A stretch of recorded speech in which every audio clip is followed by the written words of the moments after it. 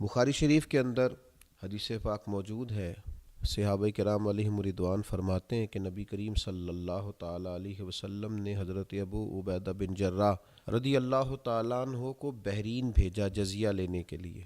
حضرت ابو عبیدہ رضی اللہ تعالیٰ عنہ وہاں سے مال لے کر واپس تشریف لائے تو صحابہ کرام علیہم رضوان کو، انصار مدینہ کو، دیگر کو معلوم ہوا تو انہوں نے فجر کی نماز نبی پاک صلی اللہ تعالیٰ علیہ وسلم کے ساتھ پڑھی۔ حضور نے نماز پڑھ کے رخ انور کو جو پھیرا تو آپ نے صحابہ کو دیکھا اور مسکرا کر کے فرمایا تمہیں خبر مل گئی ہوگی کہ ابو عبیدہ مال لے کے آئے۔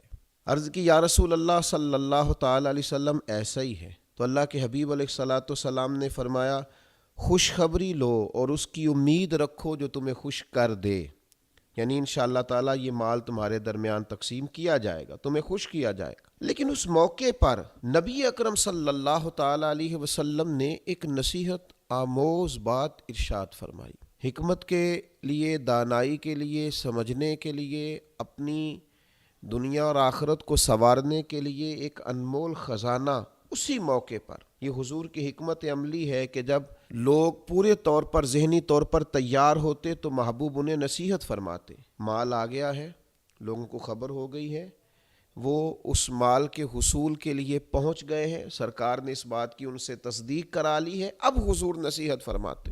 نبی کریم صلی اللہ تعالیٰ علیہ وسلم ارشاد فرمانے لگے اللہ کی قسم مجھے تم پر تنگ دستی کا خوف نہیں ہے، لیکن مجھے تو یہ خوف ہے کہ دنیا تم پر کشادہ کر دی جائے گی، جیسا کہ تم سے پہلے لوگوں پر کشادہ کر دی گئی، پھر تم بھی دنیا میں رغبت کرو گے جیسا کہ تم سے پہلے لوگوں نے رغبت کی۔ اور کریم فرمانے لگے یہ دنیا تم کو عبادت سے غافل کر دے گی جیسا کہ ان لوگوں کو دنیا نے عبادت سے غافل کیا۔ صحابہ نے کیا غافل ہونا تھا، محبوب نے ان کے وسیلے سے ہمیں نصیحت فرمائی۔ جہاں جہاں دولت آئی، جہاں جہاں مال آیا، جہاں جہاں کشادگی آئی، جہاں جہاں وسعت آئی، لوگوں نے غافل ہونا شروع کیا۔ جو سجدوں کا ذوق غربت کے دنوں میں تھا، جو عبادتوں کا شوق تنگ دستی کے ایام میں تھا، جو اللہ کے ساتھ تعلق اور دعاؤں کی لذت دکھوں کے دنوں میں تھی، آسانی آنے پر لوگ اسے بھول گئے، وسعت ملنے پر غفلت چھا گئی۔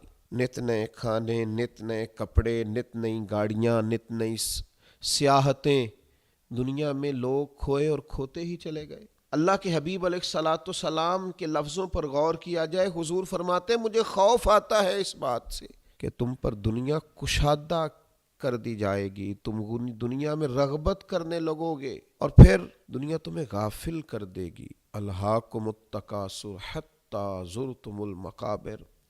دوستو، بھائیو، ان لوگوں کو غور کرنا چاہیے، عبرت پکڑنی چاہیے جن پر مال نے ایسا غلبہ کیا ہے کہ وہ غافل اور غافل ہی ہوتے چلے گئے ہیں۔ اگر اللہ کی نعمتیں زیادہ ملیں تو عبادتیں زیادہ ہونی چاہیے۔ اگر ہم محسوس کریں ہمارے اوپر فضل زیادہ ہے تو ہماری عاجزی زیادہ ہونی چاہیے۔ اگر ہم محسوس کریں کہ کشادگی زیادہ ہے تو ہمیں اللہ کی عبادت کے لیے فارغ زیادہ ہونا چاہیے۔ اللہ تبارک و تعالی ہر غفلت سے اور غافل کر دینے والی ہر چیز سے محفوظ فرمائے، آمین۔ وما علینا الا البلاغ۔